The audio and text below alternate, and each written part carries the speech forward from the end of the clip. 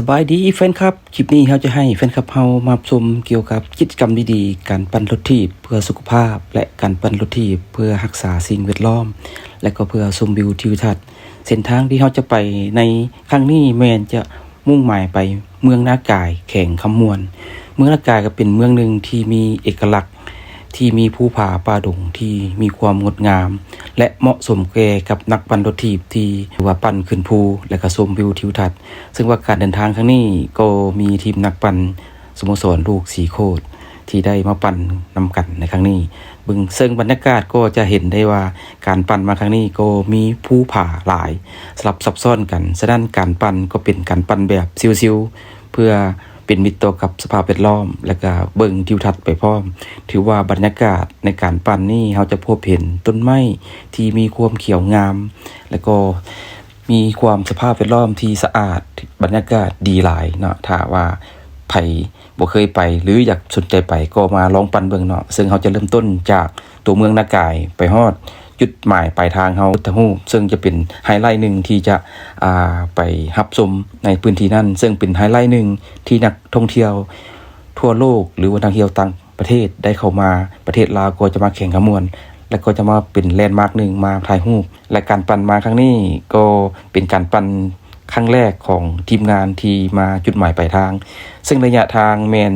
42กิโลเมตรจากเมืองนากายมาฮอดจุดไฮไลท์แลนด์มาร์คก็คือบอนแกะสลักผักและในช่วงที่จะกดพันเราก็จะไปฮอดจุดที่พักพรนึงก็แม่นจุดขวาทาลังซึ่งเป็นจุดไฮไลท์นึงที่คนจะมักถ่ายรูปเพราะว่าจะเป็นเขตน้ำเทิน2ซึ่งเป็นน้ำนึงที่มีความสำคัญเพื่อผลิตกระแสไฟฟ้าให้แก่กับบริษัทไฟฟ้าน้ำเทิน2ซึ่งเป็นแหล่งนึงน้ำนึงที่มีความหมายความสำคัญต่อกับการสร้างกระแสไฟฟ้าเพื่อส่งขายออกนอกประเทศในช่วงปั่นไปตามระยะทางก็พบเห็นสาวหนุ่มเยาวชนได้มีการทักทายสบายดีเซสบายดีบางคนก็ว่า Hello เพราะว่าเขาจะคิดว่าเป็นคนต่างประเทศส่วนหลายแล้วคนลาวจะบ่ค่อยมักปั่นรถถีบแบบนี้ฉะนั้นเขาจึงคิดว่าการปั่นในครั้งนี้แม่นทีมงานจากต่างประเทศมาปั่นเนาะสัญญาการปั่นในมาครั้งนี้ช่วงระยะเวลาการปั่นก็ใช้เวลาหลายสมควรเนาะแล้วก็มีการสลับกับเปลี่ยนกันปั่นชาวต่างประเทศหรือนักท่องเที่ยวก็ได้ขี่รถจักรกายไปกันมาก็ได้มีการทักทายยกมือถามสบายดีชาวต่างประเทศที่มาจากเยอรมันมาจากฝรั่งเศสซึ่งว่าจะได้มีการทักทายมีการล้มกันใดๆมาฟังกันนะเจ้าสบายดี Where you from? France. Oh, no, tell you. France. What's your name? Baptiste. Baptiste. Claire. Claire. It's the first time for you. Yeah. Yeah. So enjoy our team. Very nice. Okay. Okay.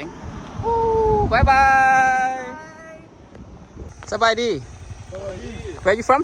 Germany. Germany. For you? Germany? Also Germany. Germany. Also Germany. I've been Germany also. Really? I've been to Berlin. Oh, beautiful. Yeah, it's nice. Are you friends and Berlin, Italy? Yeah, nice. You are from Laos? Oh yes. Can I ask you? It's the first time? First time? First time in Laos? Yes. How do you know about Laos?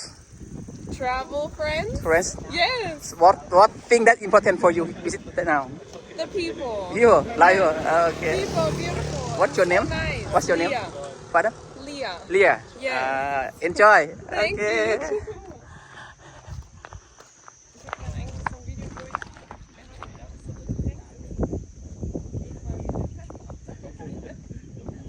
สเปซไลด์บ่รถเจ้าขี่มามื้อนี้ BNG. เป็นจีนะ เขาเล่น Expert แล้วก็ฮู้แล้วนะอันนี้ก็ฮู้ดังเขาก็ลบกัน โอ้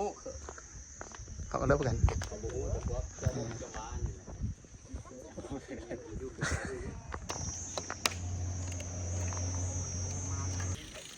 บ่ทิศไหนใส่ส่ง See you. Enjoy Laos หลังจากเราได้มีการทักทายสบายดีกับชาวต่างชาติหรือว่าต่างประเทศที่มาเที่ยวประเทศลาวโดยเฉพาะอยู่แข่งขมวนซึ่งเพิ่นเดินทางมาจากฝรั่งเศสมาจากเยอรมนีซึ่งเป็นนักท่องเที่ยวแบบชิลๆหรือว่าแอดเวนเจอร์โดยเช่ารถจักรมาเนาะหลังจากนั้นนะเขาก็กลับมาจากจุดนั้นขี่กลับขึ้นมานากายคืนเนาะก็พบสิ่งท้าทายหลายอย่างเนาะเพราะว่าการมันจะเริ่มเมื่อยแล้วฉะนั้นก็มาขึ้นภูอีกฉะนั้นก็เป็นสิ่งหนึ่งที่นักปั่นต้องได้เก็บพลังงานก่อนจะปั่นกลับเพราะว่าต้องจงพลังงานไว้ขึ้นภูอีก รอบที่2ก่อนจะกลับมาฉันว่าในช่วงที่กลับมาก็มีธรรมชาติเป็นกำลังใจให้ทีมงานเฮาปั่นได้มาแบบสบายและระยะทางทั้งหมดหลังจากปั่นกลับมาฮอดเมืองนากายแม่น85กิโลเมตร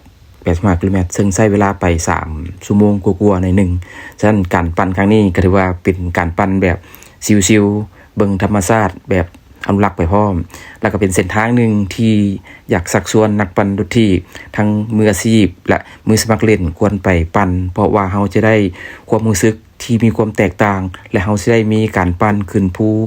และสลับขึ้นสลับลงเฮ็ดให้หรือว่าร่างกายเฮาจะได้สัมผัสกับธรรมชาติและสัมผัสกับความหลากหลายในสิ่งท้ายในการปั่นและการปั่นทุกเส้นทางจะพบกับต้นไม้ภูผาและกับประชาชนที่สภาพแวดล้อมที่อ้อมข้างซึ่งเขาจะเห็นวิถีชีวิตของชุมชนในการเดินทางเห็นด้วยความงดงาม Thank you very much for watching this clip. Hopefully this clip will inspire young people and the children love to cycling for healthy and for your improve your cycling for your racing in the futures. Enjoy for this clip.